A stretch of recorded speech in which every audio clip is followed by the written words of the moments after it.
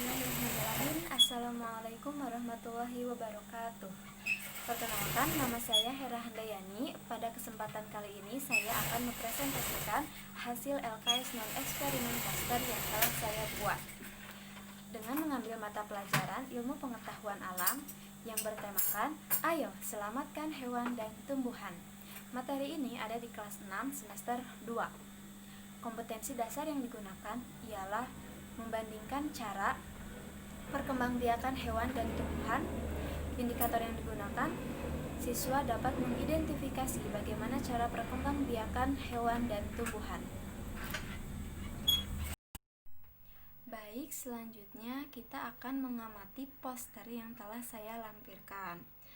Nah, peserta didik diharapkan memperhatikan baik-baik poster hewan dan tumbuhan di bawah ini. Nah, seperti yang teman-teman lihat, di dalam poster itu ada gambar-gambar hewan, ada harimau, badak bercula 1, burung, ular, gajah, dan ada tumbuhan. Lalu saya sematkan pertanyaan di dalam poster itu, yaitu sudahkah kalian menemukan perbedaan perkembangbiakan dari hewan dan tumbuhan ini? Tujuan diadakannya pertanyaan ini itu untuk mempermudah siswa dalam mengidentifikasi atau mengelompokkan pada jenis mana saja hewan-hewan ini berkembang biak. Misalnya, kelompok hewan yang melahirkan apa saja nih? Ada harimau, lalu ada apa lagi? Badak, lalu ada gajah. Nah, langsung dikelompokkan. Lalu untuk yang bertelur, nah, bisa kelihatan kan, berarti selain dari yang 3 barusan, yaitu ada burung dan juga ada ular. Betul sekali. Lalu ada tumbuhan nih. Tumbuhan gimana ya berkembang biaknya? Nah, ternyata tumbuhan berkembang biak dengan cara dengan dua cara, yaitu vegetatif dan generatif. Vegetatif itu cara reproduksi makhluk hidup dengan cara anseksual atau tanpa adanya peleburan sel kelamin betina dan jantan. Lalu kalau generatif itu perkembangbiakan tumbuhan secara kawin atau pembuahan.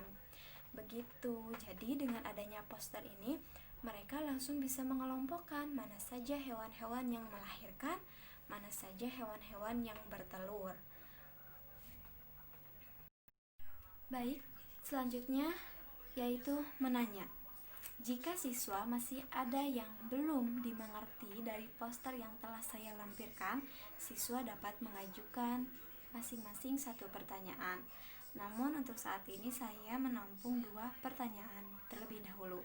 Yang pertama, yaitu berapa lama burung dapat mengalami proses perkembangbiakan? Dan yang kedua, apakah semua hewan yang berkembang biak dengan cara melahirkan hanya ada di darat saja? Nah, setelah siswa memberikan pertanyaan yang kurang dimengerti oleh mereka, siswa diharapkan untuk mengumpulkan data. Nah, apa sih maksudnya mengumpulkan data ini?